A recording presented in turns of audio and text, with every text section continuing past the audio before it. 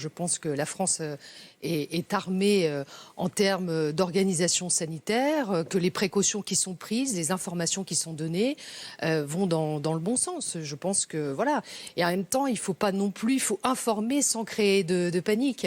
Hein, le quatrième patient, il s'agirait d'une personne de 80 ans. Donc voilà, on sait très bien qu'il y a des personnes plus fragiles que d'autres sur lesquelles il faut porter une attention. Et je pense que le gouvernement est mobilisé sur cette question.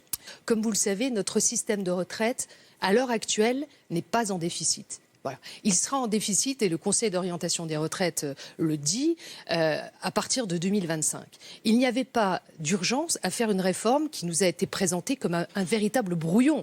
D'ailleurs, vous avez vu que les députés, les Républicains, ont dénoncé la méthode d'un texte qui est arrivé tardivement, dont on ne sait rien en plus du financement. On nous dit qu'il faut faire une réforme des retraites, un régime universel, il faut supprimer les régimes spéciaux. J'allais vous dire tout ça, c'est ce que la droite demandait. La droite en rêvait, Macron le fait, non ?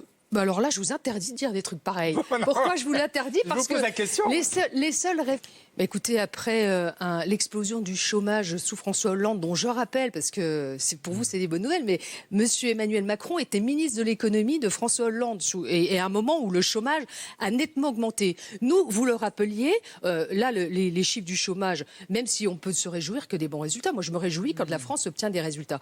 La réalité, c'est qu'il faut faire encore beaucoup d'efforts, parce que nous ne sommes pas au niveau que nous avons connu, alors que, je rappelle, et vous le voyez, il n'y a pas de crise économique et financière aujourd'hui.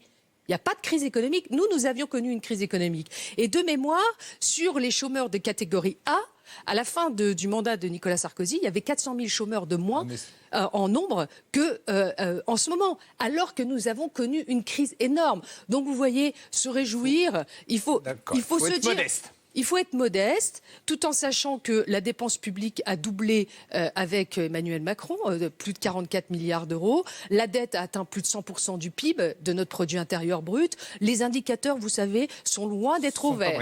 Ils sont plutôt au rouge vif. Et quand ça commence un petit peu à clignoter, tant mieux, mais on est loin d'être au vert. Donc, à un moment, il faut réaliser qu'on ne peut plus accueillir toutes ces personnes sur notre territoire parce qu'on ne peut pas les intégrer. Et donc, si on ne les intègre pas, on les met dans les immigration zéro. Ah non, moi je ne suis pas pour une immigration zéro, je suis pour une immigration choisie et une immigration raisonnable. Ce qui veut dire qu'aujourd'hui, on est confronté à 2/3 de ceux qui viennent à une immigration économique. Ben non, je suis désolée, on ne peut pas accueillir toutes ces personnes. Il faut d'ailleurs définir une liste des pays sûrs pour pouvoir renvoyer chez eux de manière beaucoup plus rapide ceux qui n'ont pas vocation à demander l'asile sur le territoire français. Et là, aujourd'hui, on est dans un déplacement de population et on ne règle pas le problème.